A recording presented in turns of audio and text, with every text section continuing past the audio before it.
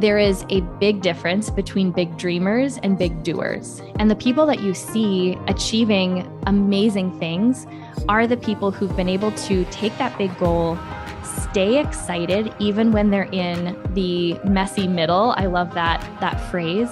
And know how to keep themselves connected to the vision, even when they're in the part where it seems like no one's listening, no one cares what you have to say, no one knows you or what you're doing. And I spent years in that phase. Welcome to Powerhouse Women, the podcast for women who know they are ready for more.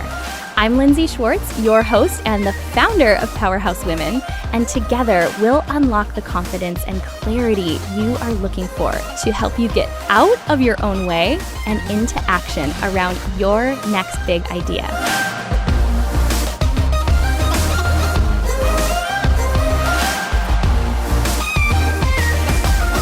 Hey everyone, welcome back. We are bringing you another Q&A episode with my lovely co-host Hannah.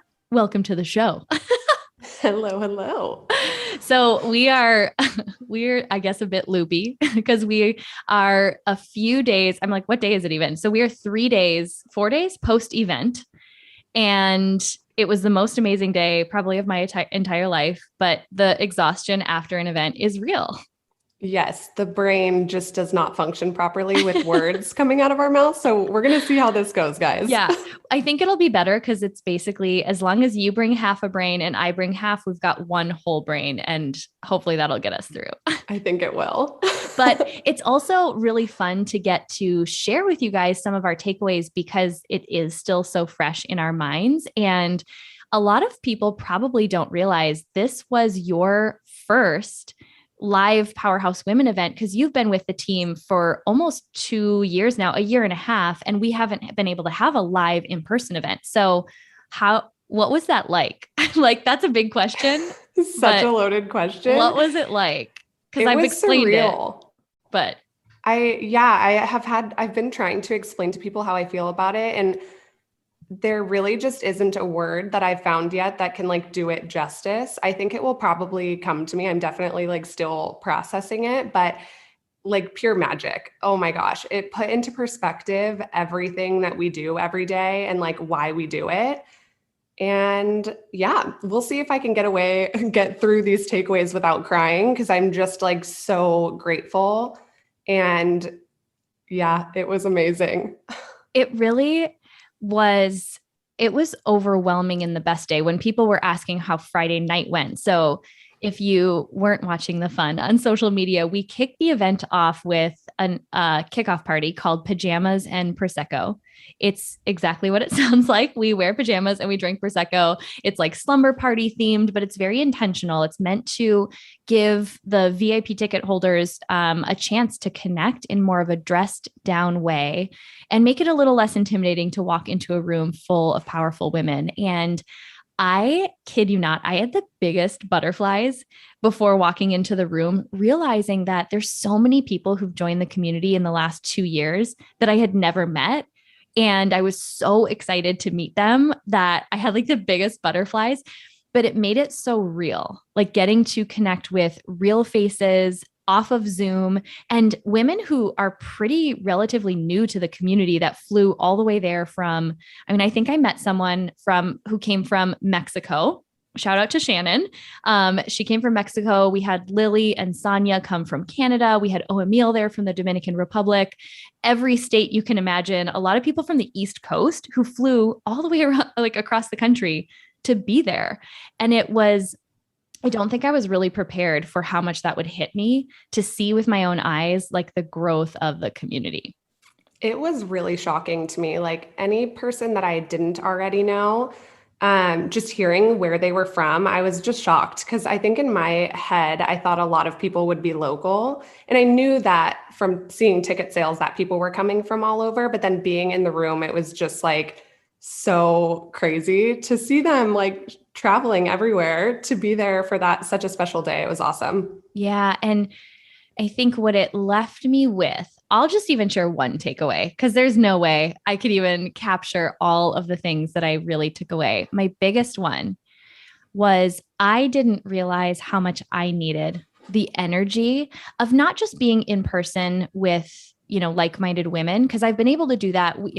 I live in Phoenix. We have been able to do that in smaller groups for a while now, but I forgot how powerful the energy is in a room of a few hundred women. And I know that, depending on where you live, that may or may not be happening yet, but I just want to share a message of hope with everyone that we are going to get back to being able to spend that kind of intentional time together. And the collective energy, when you put that many people in a room with the same intention and just the most beautiful energy surrounding it, I feel so much more clear about our purpose. I feel so much more connected to the work that we're doing. And I literally watched every single woman walk away more connected to her own vision. And I'm just really grateful. We were a little ballsy to do a live event, not knowing if we would be able to, right? But I'm so grateful that we kind of took the risk to do it, and it all worked out, because that event will impact me forever. I agree. I feel like I really can't think of, and it's not even like the event high, like the post-event high almost that you get. It's genuinely, when I look at like the takeaways I got from that day, it is the most impactful day of my life. And I could go on for like 20 different bullet points of why it was. But it's crazy, because I would say like my number one takeaway was definitely in line with yours. I just can't even get over the energy of being around those type of women, and how cool it was that they were all different types of women with different passions and different businesses and from different states and countries. And that collective energy was unlike anything I have ever felt in my life. Mm-hmm. Yep. So we'll do our best to keep putting words to this feeling that we have. I'm sure those of you who were there with us are feeling the same way. And I always say this every year. I wish I could explain to you what it's like. You've just got to be there. So if you've had FOMO, if you were watching and you're like, God, I missed it this year, put it in your intention for next year to be there in the room, whatever it takes. I promise the blessings will have the biggest ripple effect than you can even imagine. It's really it's unexplainable just what the ripple effect can be and the relationships that are formed. And we just want that for all of you. So make us get a bigger room next year. Make us get like a stadium, because all of you want to come. That's my vision. I know, right? I think too, for me, like I spent so many years of my life thinking that I could do everything by myself and that I didn't really need support from people, or I just thought I could put my head down and work and that would get me where I needed to be. And it was just like the biggest reminder of how much the last 2 years of surrounding myself with women like that have completely changed my life. And I now want that for every single woman who is like putting their head down and working on their business and thinking that they don't need the support of other people. I just want to give like the gift I've been given to so many people. So I can't wait to get some more people in the room next year. Oh my goodness. I lied. I have one other takeaway that I just thought of. And it was so timely, but really has been staying with me, I think, more than anything else, from what the speaker said, which was amazing. There was a big theme discussed about mental health. And I think as we're talking about this and talking about, it was so amazing to be in a room, we also have to acknowledge that, give yourself time and grace if it might actually be kind of triggering to go into a room again after we haven't for a while, forgetting that sometimes being around other powerful women can trigger our stories or our beliefs, or just so many women spoke to having to overcome trauma, dealing with anxiety and depression. And I think the past 2 years we've had have just heightened that. So while, yes, it's amazing that, those who are able to could be in that room, I also just want to acknowledge that it might take some of us a few other baby steps to get to the point where you're ready for that kind of energy. And that's okay too. I think just really meeting yourself where you're at and realizing that you don't have to do it alone, and start where you feel a little bit more comfortable, because it's been a crazy ride over the last 2 years. Yeah, I agree. I love that you brought that up because I definitely noticed that energy of quite a few women coming into the room, and you could tell they were very uneasy. It probably took everything in them to get there, but then watching them leave after, it was almost like seeing different people walk out the door than what I saw Mhm. walk in. And yeah, it was just beautiful. Mm. I'm remembering so one of the moments I don't think I'll ever forget was Marisol. So shout out to Marisol when she stood up in the crowd and just so honestly said, she's like, I don't want to be here. And it was like from such a vulnerable, real place of saying, I acknowledge the fact that it took everything in me today to get up, take a shower, bring myself here because I knew that a part of me did want to be here, but nothing in me wants to be here at the same time. And she spoke to what I think more women in the room were feeling than maybe admitted it in a in a more beautiful and perfect way than any one of us could. So shout out to her. I will forever be impacted by what she stood up and shared, and just getting to have that moment where and seeing everyone acknowledge her for the vulnerability and just authenticity that she showed. Gosh, there's so many more of those stories that I will never get over. Same. Like I said, I just don't have the words. And I I know know. people want to hear some words, but I just don't got them. We don't got them, but we thought that a perfect topic for this post-event Q&A episode would be to really speak to the fact that I know for myself, so many events that I've left the room on that high only to go back to my normal life and my normal schedule and all of the things on my to-do list. And maybe a week or a month later, realize that I wasn't actually putting into action what I had taken away and what I'd learned. And it's even, and we'll share more about this at the end, it's what has inspired us. We've never done this before. We created a brand new challenge just and totally for free for the community to hopefully give people an easy step-by-step plan to follow so that we don't lose the momentum that we created together. Because I'll never forget the first year we ever did the Powerhouse Women event. And then going into year 2, I talked to so many women who said, oh yes, I'm so glad the event is coming back because I was so lit up after leaving last year, but then life happened, or I didn't have the support, or I didn't know what to do next. It was kind of overwhelming, and really not much has changed over the last year. And it really hit me that I'm not actually fulfilling my purpose if women in between these annual amazing events aren't getting into action and walking into the room a different version of themselves and feeling proud of the growth they've experienced. So we just wanted to be really mindful of that coming out of this year's event and give everyone more of a structure and support system to help them finish the year strong. So we'll tell you more about the free challenge at the end. I've shared about it a little bit on other episodes recently, but it is not too late to join. When you hear this, you will technically have already kicked it off, but you can totally jump right in. So but we wanted to break down this idea on today's Q&A episode of like, how do you take your big goals and break them down into those manageable action steps? And we've gotten when I was getting feedback from the community on putting together this new challenge, I got some amazing responses and questions. So these questions today are all pulled directly from you.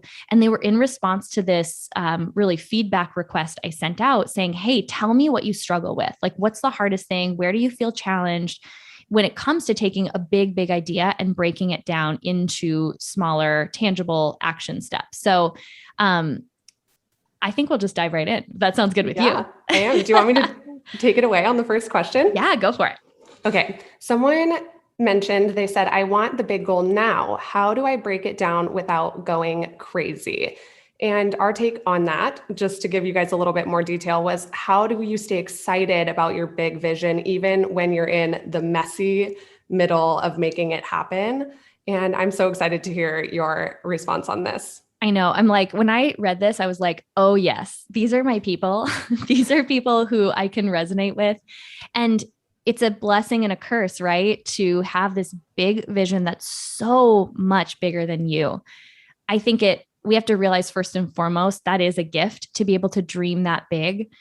And I'm not going to say, but I'm going to say, and there is a big difference between big dreamers and big doers. And the people that you see achieving amazing things are the people who've been able to take that big goal, stay excited even when they're in the messy middle. I love that phrase, and know how to keep themselves connected to the vision even when they're in the part where it seems like no one's listening, no one cares what you have to say, no one knows you or what you're doing. And I spent years in that phase. So a couple things, and then really Hannah is like the master at taking a big goal and breaking it down into manageable action steps. So we'll have a lot to share with you here. I think, how do you break it down without going crazy? First and foremost, I think we almost always can see the next step we should take. It's, are you taking it? Or are you waiting around to have the next 10 steps before you take the first? So realizing that the first step usually seems super small and super insignificant. The first step is almost always something that you just get to show up and do consistently over time, far longer than you feel like you should, right? So showing up and serving and just getting really clear. So how do you break down a big goal without going crazy? I think it's twofold. I think it is, taking the bigger vision and then breaking it down into, if I'm going to get there, what steps is that going to require? If I'm going to launch a podcast, let me sit down and think, like, what are all the things that I would need to figure out? Or could I find someone who's done what I want to do and ask them, hey, what steps did you take? But then from there, focus your attention on creating momentum by just working on the first baby step. Like, allow yourself to build momentum and see it as a win, and acknowledge that it is a win when you're taking those smaller steps, but also to realize it might take longer than you think it should. And that's what separates the people who do ultimately have this public success, is they were willing to be doing the work in private when no one was paying attention and no one cared, for far longer than I think we realize. Every time I hear someone's story, I'm like, it took them how many years? And from an outside perspective, right? I thought it happened in months. Mm-hmm. Oh, I love that. And I think for like breaking down goals, I'm going to save that specific answer for the next question we have. But I wanted to share something about like the big goal and staying like excited about your vision that really spoke to me. I feel like for me, it was figuring out my why. And why I was doing the work that I was doing that kept me going through all the messy stuff. And it was years of, I would hear people say that, like, connect with your why. And I was always devastated because I felt like I didn't have one other than like wanting to be successful. And now over the last few years that I've kind of like discovered my why, it keeps me going through the messiest things. And you guys will hear Lindsay talk about this all the time. It's not about you. It's about who you're serving and about who you're impacting. And once I was able to be around the women in the Powerhouse Women community, that is my why, like getting them into these rooms and just seeing the changes that they're going through. I want more women to expect that or to experience that. So that really gets me through anything that's being crazy. I'm like, I'm not doing this for myself. I'm doing it so that more women can experience this change. And that drives me. I now understand what all those people were saying, because that drives me more than anything really. Mm-hmm. I'm so grateful you said that, because that is another important component, is focusing on who it's for. Mm-hmm. I think we go crazy when we think about what we want for ourselves. And that's not a selfish thing. I mean, I want to make money. I want to make an impact. I want to, create a business that I'm really proud of. And that's fine for me to have those goals, but that's not strong enough to keep me going when the messy middle starts to feel really messy. And I think about when I was doing that book writing program, writing a book was the best example of basically what this person is asking. Like, I could see the end vision, but it was a year of showing up for this vision, even on the days when the motivation or excitement started to fade. And all it took for me to connect right back in was to focus back on, who did I want this to serve? And I knew if I just kept showing up and thinking about them and what they needed, that was what kept me going. and kept me focused on the right thing. So that why piece is so crucial. So I love that. And I do think it kind of goes into the second question. So we'll just go here and then start to give a little bit more of, like the tangible, what you can do. So the second question was, how do you overcome the feeling of overwhelm to even just get yourself started on a goal? When standing at the start line, it feels like there is just so much to do. So what someone else said, which was on the similar, this similar theme is, having so much to do that you kind of feel paralyzed. Like looking at the whole picture makes you feel like, I don't even know where to start. So you don't ever start. And boy, I'm like, I can relate to that. So Hannah, please teach us.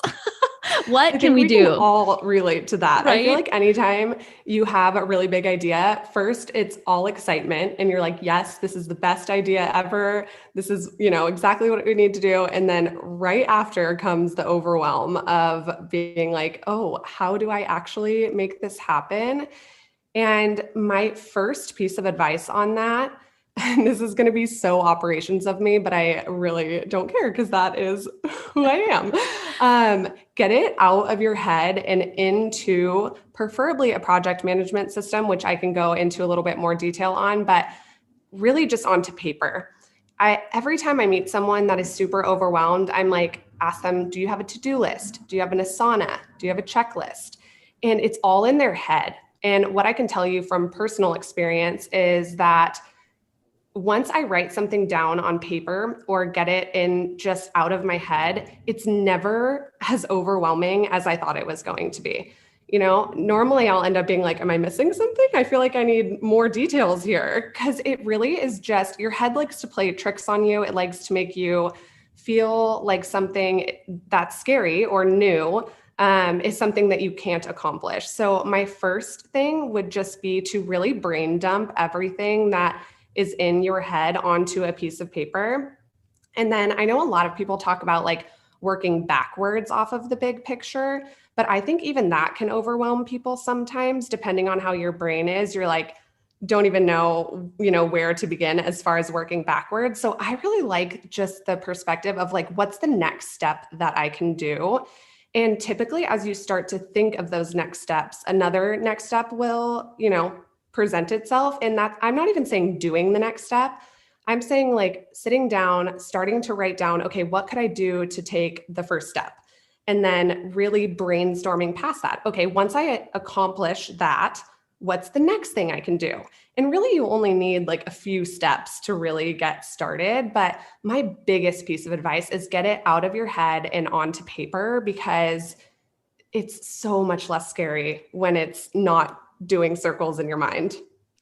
And I'm glad you said that. I figured you would, because this has been one of the biggest ways you've impacted my life, is bringing that structure in to Powerhouse Women, where, we just wrapped up the live event and there weren't really written down procedures for the event. I was keeping an entire event in my head.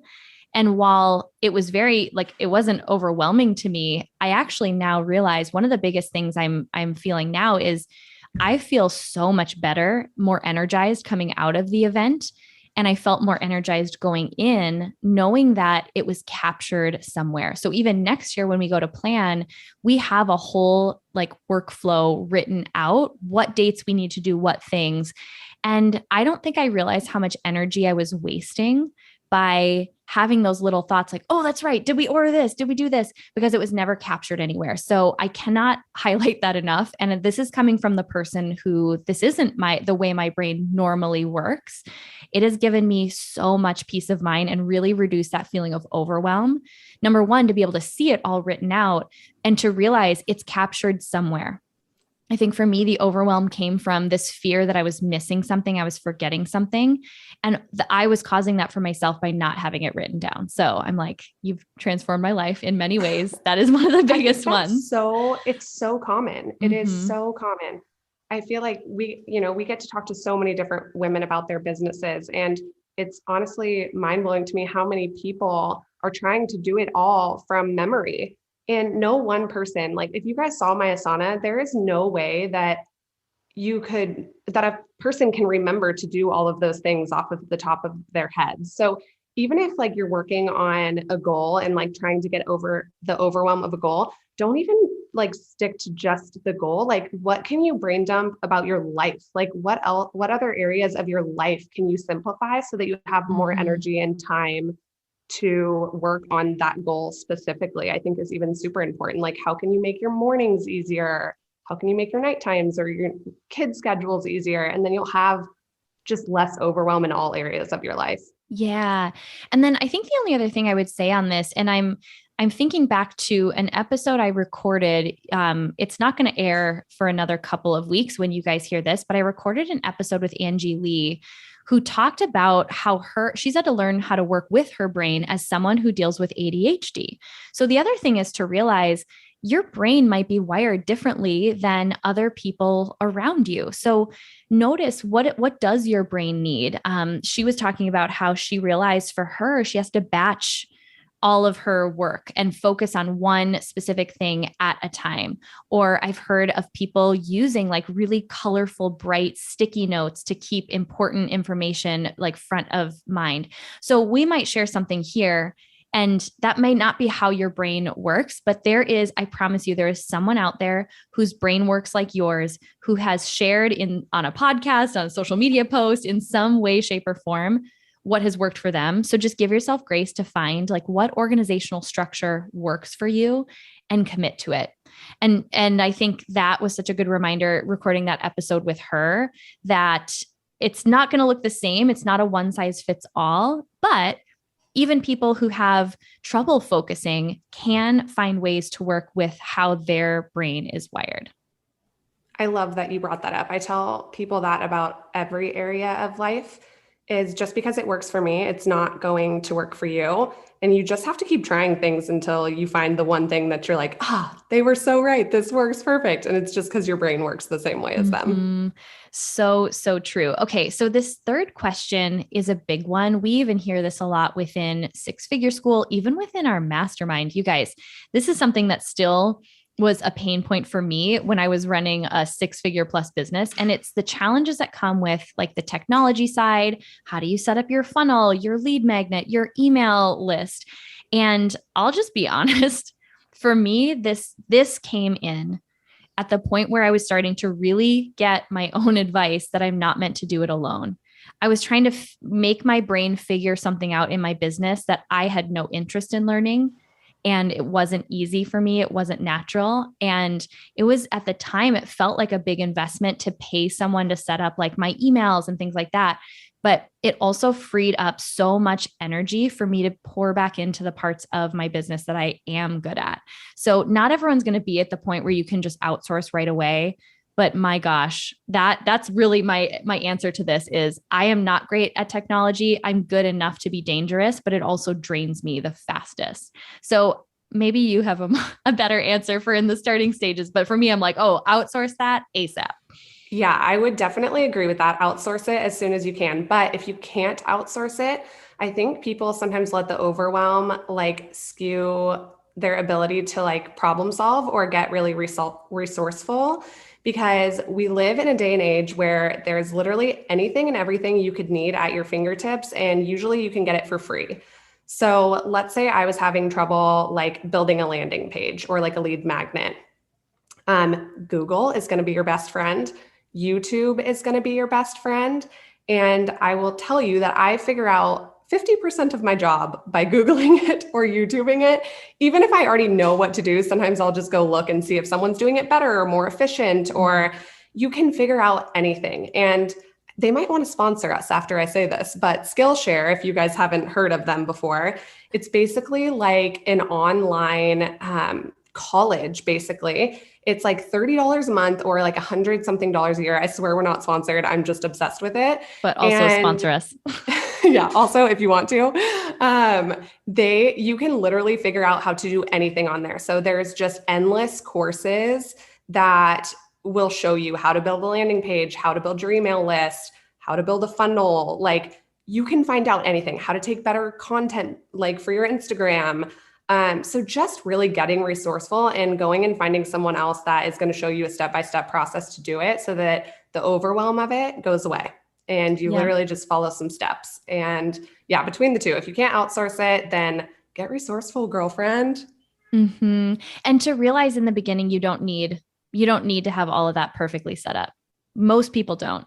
I literally built to almost the 6-figure mark without even having an email list, from just networking, building a social media following, and actually taking the time to connect and nurture the few handful of followers we did have at the time. So you can actually build a really great base financially that then you can reinvest into hiring someone. So don't get overwhelmed and think you need all of that set up before you can even start.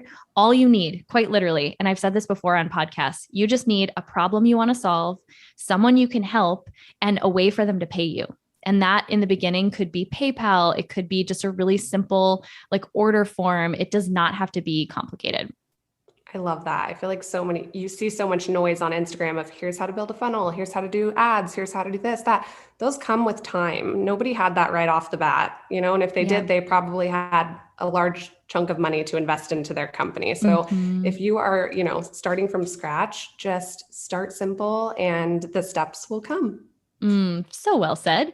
Okay. So the last one I think is I'm like, oh, wow, I have a lot to say on this already. I'm going to give it to you first, because I think this is one of the areas we get in our own way the most, which is this, just this struggle finding time to make things happen.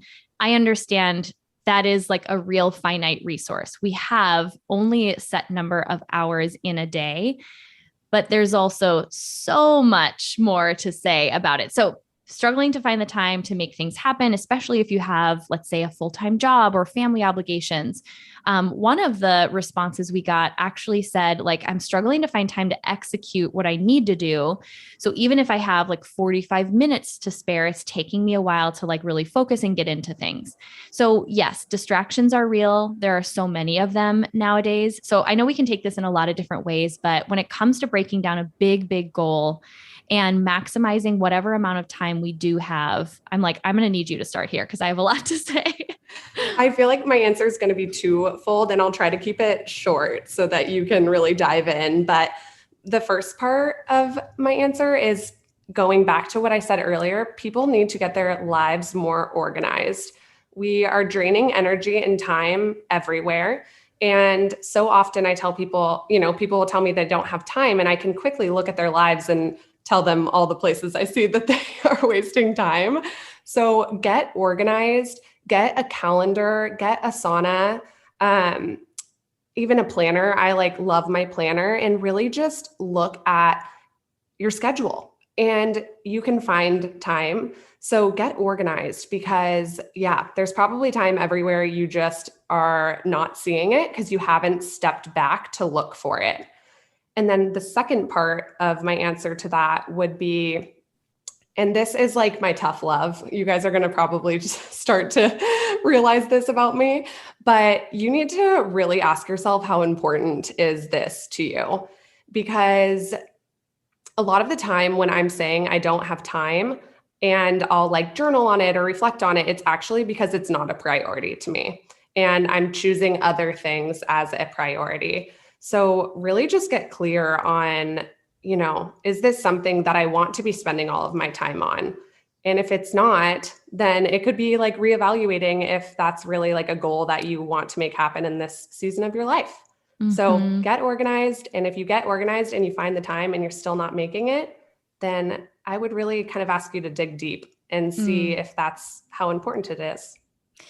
Okay, that is so good. I'm really glad you went first, because I think this will just let me kind of add a few thoughts. I'm like, retweet everything she just said.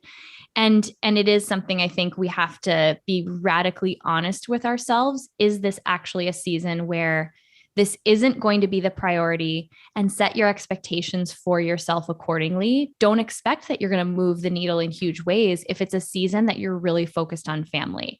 And I think as women, we put so much pressure on ourselves to be everything, to have this beautiful business, the perfect family, a perfectly clean house that we clean by ourselves, and fresh cooked meals on the table. I don't know anyone who's doing all of that themselves, unless they're an actual robot.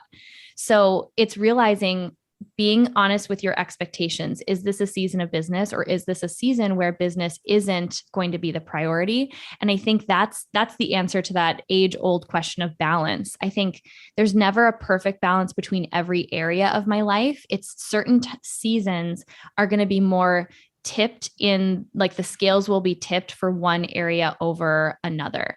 So realizing that, yes, there's never balance. It is a matter of making things a priority. But then I love how the one person was talking about, like, when you have those pockets of time and having trouble focusing. I think going back to some of the things that we said, if you have a really clear plan written down where you can say, okay, cool, I've got literally 15 minutes right now. Let me quick take a look. For me, you'll be so proud, Hannah. I look at Asana and I'm like, what on my Asana list for today or tomorrow is a 15-minute task I could just knock out right now? And that has been really helpful for me to have something visually to see what's on my to-do list and be honest with myself. Like, okay, that's something I'm going to want to have maybe 45 to an hour blocked out, but there's got to be something on here that's a quick 15-minute task. And normally what I would do is scroll Instagram for 15 minutes. So we're always choosing, right? We're always choosing what we're giving time to. So I love what you said about just the prioritization. And then, the other thing about it is when it comes to, building a business, I'm not actually a huge fan of when people are like, we have the same 24 hours in a day as Beyonce. I mean, yes, we do, but she has an entourage. Okay. So she has nannies, assistants, don't compare yourself. Business managers. But this is more on the mindset side. Where are you putting that pressure on yourself that you have to do all the things? For me, in the very beginning, I had so much guilt around hiring someone to clean my house because I work from home. And this beautiful person comes in. Actually, we've had the same woman for 10 years and she's like she's family to us. But when I realize now that I get to support her business, I get to bless her. And, she literally took her cleaning business full time because we were like referring her people, and she gets paid so much more, like what she's actually worth than what a company was paying her to clean.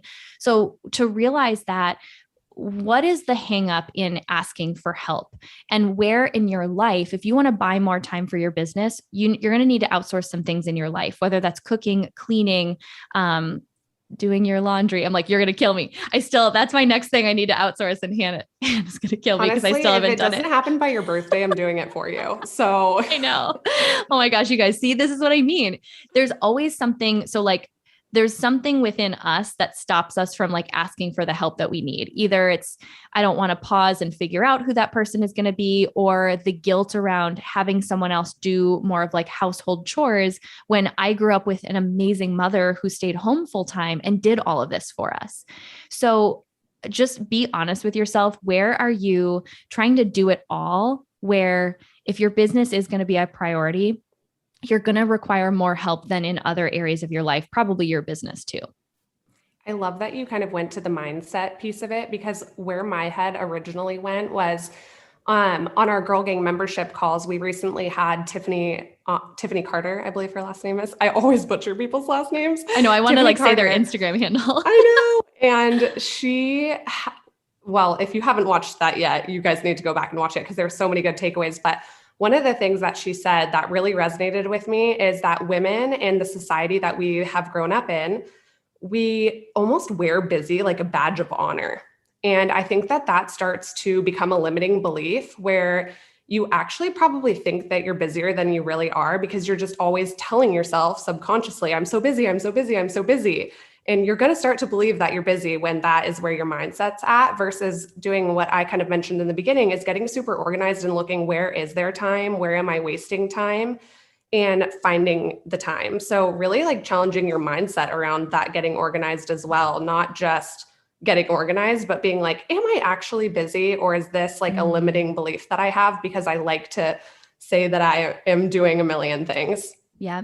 And even I'm like, now I just feel really seen and maybe exposed, because I even remember this was something I had to do a lot of work around and still do. I created busy.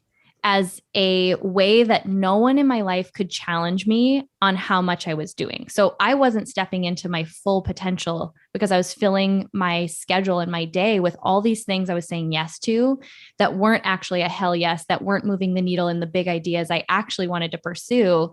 And I created this life that no one could challenge me and push me to think bigger, because I had that busy badge of honor to fall back on. Like, well, don't you see everything I'm doing? And it really was like, until I was willing to be honest, that I created a life that looked really full so that I didn't have to get uncomfortable and really step into what I was meant to do.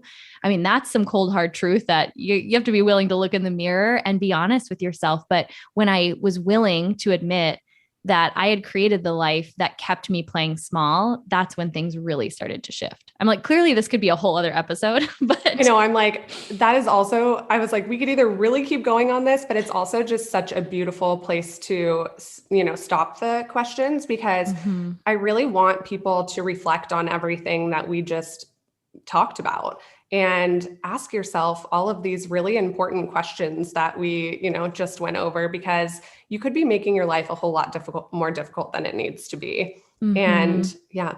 And just know you're not alone. If you find some hidden limiting beliefs after listening to today, we're sorry and we love you, but we're not sorry, because we want the best for you. We want you to step into your full potential.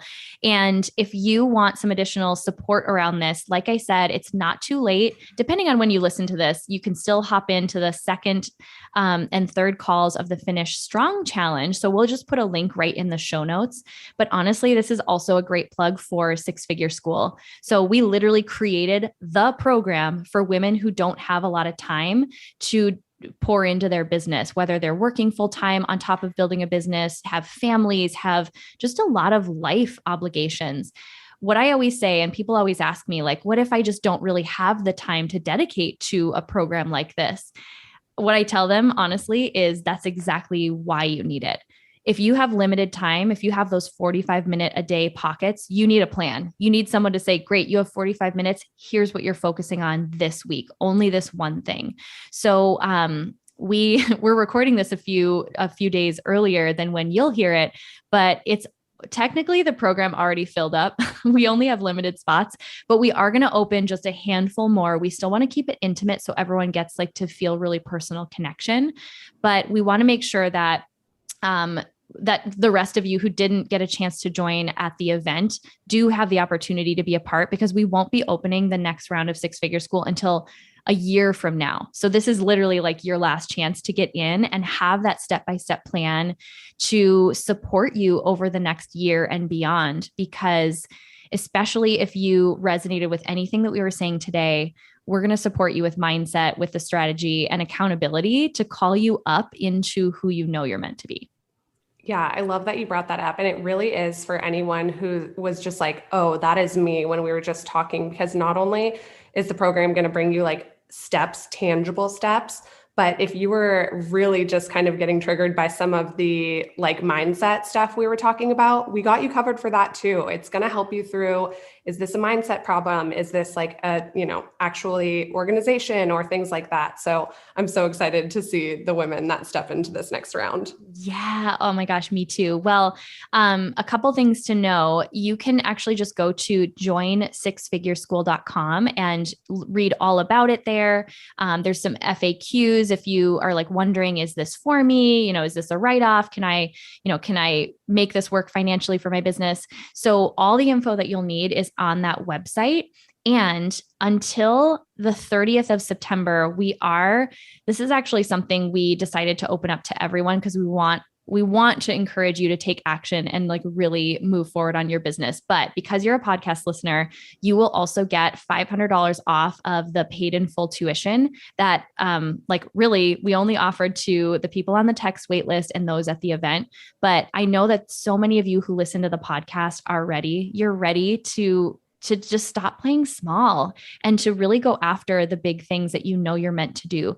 So you can go to joinsixfigureschool.com. The code will be good. And you don't even have to enter it. It'll be linked right there for you. And that's good for the paid in full tuition.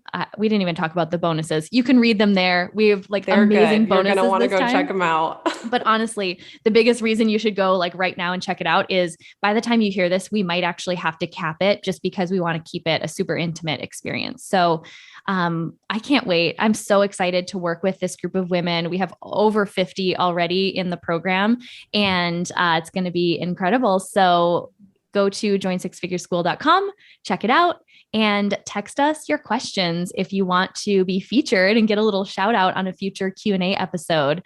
We'll put all the links for the text where you text your questions, for the free challenge for Six Figure School. It'll all be linked in the show notes for you. But now we get to go hop on a team call and start to talk about all the big things that we are planning for this community for next year and beyond. And I'm so excited. So any final words for our listeners? Nothing's coming to me. This happened last time. I was like, I need to come prepared for this.